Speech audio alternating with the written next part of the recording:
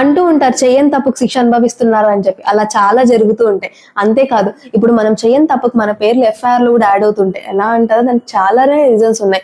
ఎవడైనా మన పైన రివెంజ్ తీర్చుకోవడం కోసం ఫాల్స్ కేసెస్ పెట్టి ఫైల్ చేస్తూ ఉంటారు. కొంతమంది ఎవడో చేసిన తప్పు వాడు మనకు పరిచయం ఉన్నందువల్ల మన పేర్లను కూడా ఎక్కువ యాడ్ చేసేస్తూ ఉంటారు. ప్రెషర్ అంటాడు, ఇన్ఫ్లుయెన్సర్, ఇట్లా చాలా రీజన్స్ ఉన్నాయి. అలాంటి టైంలో మన పేర్లని ఎఫ్ఐఆర్ నుంచి తీసేసుకోలేమా అంటే దానికంటూ ఒక ఆప్షన్ ఉంది. అది ఏంటి అంటే ఏ స్టేట్ లో అయితే మీ యొక్క ఎఫ్ఐఆర్ అనేది రిజిస్టర్ అవుతుందో ఆ స్టేట్ కన్సర్న్ హైకోర్టులో మీరు under section 482 of CrPC and article 226 of Indian constitution ప్రకారం మీరు హైకోర్టులో స్క్వాషింగ్ ఆఫ్ ఎఫ్ఐఆర్ కి మనం ఫైల్ చేసుకోవాలి. మనం కోర్టుకి చెప్పుకోవాలన్నమాట. ఇక్కడ క్రిమినల్ జస్టిస్ సిస్టమ్ యొక్క మిస్యూజ్ జరుగుతుంది, ఇది సివిల్ నేచర్, లేదంటే ఈ క్రైమ్ కి నాకు ఎటువంటి సంబంధం లేదు, క్రైమ్ ఎక్కడో జరిగింటుంది, నేను ఎక్కడ ఉన్నా, ఇలా చాలా వేరియస్ రీజన్స్ తో మనం కోర్టుని మనం ఎక్స్ప్లెయిన్ చేసుకున్న తర్వాత కోర్ట్ ఆర్డర్స్ అనేది పాస్ చేస్తుంది. మీ యొక్క పేర్లని ఎఫ్ఐఆర్ లోంచి రిమూవ్